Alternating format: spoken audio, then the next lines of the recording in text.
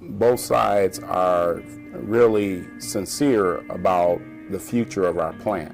And in one of our GM amalgamateds that's gone through leads already, we're seeing probably about a 25% increase in folks attending their local unit meetings monthly. If we're going to move joint and we're going to discuss joint and we're going to correct, everybody's got to be leveled up on the same page. It kind of gives you this wake-up call, we can't just sit here and do nothing. We have to come together and we have to do something.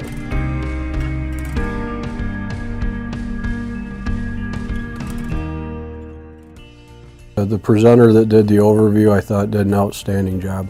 I think she kept it at a level that really painted the picture, and I think more importantly, it didn't really draw any lines. So we all recognize, we're a management unit and there's a UAW unit, but I think the key in that together we're all facing the same obstacles.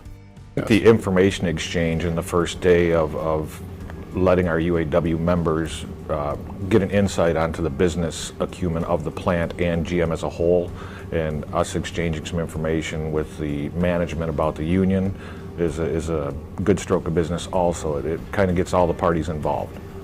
After that second half of the lead where we went through the SWOT analysis, one, it was a very good tool, okay? And I guess what surprised me about it somewhat is that when you started to rank the priorities in the area, you saw the commonality of view. We all kind of saw the same thing. Some of our weaknesses in terms of union management relationships are, biggest one is trust.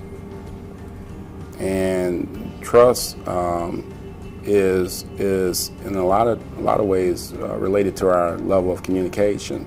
So one of the things the LEAD program helped us with that first day is to discuss that issue with this management. One of the biggest things for me with the LEAD program with our SWOT weaknesses was communication.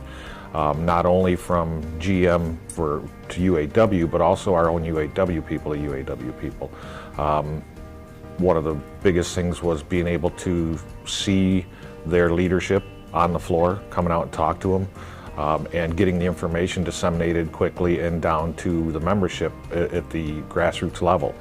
One of the most important tools is to have that face-to-face contact with our membership.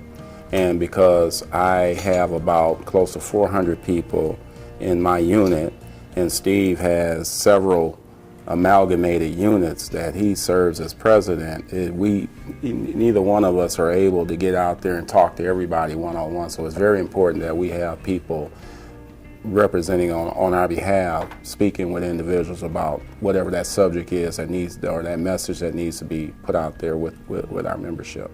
As a learning leader, I believe that our job is going to be to take the information that we receive from our leaders and use that to communicate with the plant level, the floor level, and also do the same thing back up. So we'll be hearing the concerns of people on the floor. We'll also be able to kind of have this open forum with them and take that information back up so that hopefully the concerns of our members are being heard and validated. It's going to, provide our shop committee an avenue to communicate with our workforce that we represent. And that's really going to be a really good thing for our plant, because rather than rumors swirling around and misinformation, they'll hear directly from us what that one message is. It's a lot easier working as a shop chair or my shop committee people, having the membership supporting what you do and knowing and understanding what you do and why you're doing it. It's a lot easier to make decisions.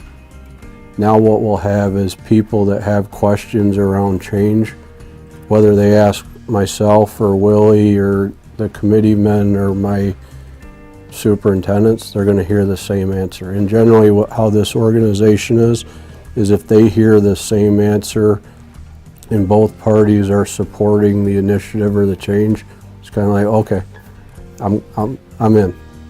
I believe that communication is key to this program so that we can build a cohesive relationship between our leadership and our union as well.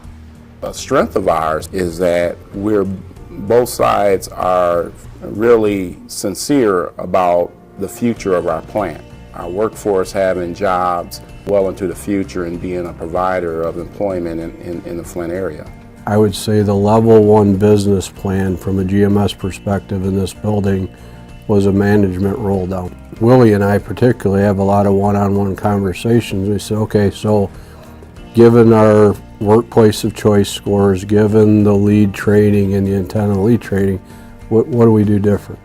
So what we came up with was, hey, let's flip it upside down. Let's together go develop the level 1 business plan together as a joint leadership team and send a different message for 2018 than we've ever sent before. The people that are coming in are energized. We've had several people that were kind of, we don't need the union, I don't care about the union, and we invited them also, and they came out thinking, oh, maybe we do need the union, and you know, maybe I can do something, and maybe it's not the good old boys club or whatever you want to call it. But just the energy level of the young people coming in, and it's nice to see that enthusiasm. And in one of our GM amalgamateds that's gone through leads already, we're seeing probably about a 25% increase in folks attending their local unit meetings monthly. I mean, it's just fantastic. It just is great. Some of the things that I think that we can change on the plant floor through the LEAD program is perception of the union and what the union does. And we can do that through education and also just communicating with our coworkers so that they have a better understanding of what our union actually is and what it does and does not do. And the reason why we have a union. Well, it's our job as the elder people in the UAW to pass down not just our skills as skilled tradespeople, but also pass down how important it is to be a union member. It's kind of a resurgence. People are getting excited about doing things and wanting to be a part of the union and be a part of the local and get their hands in, and you know, solidarity at its best.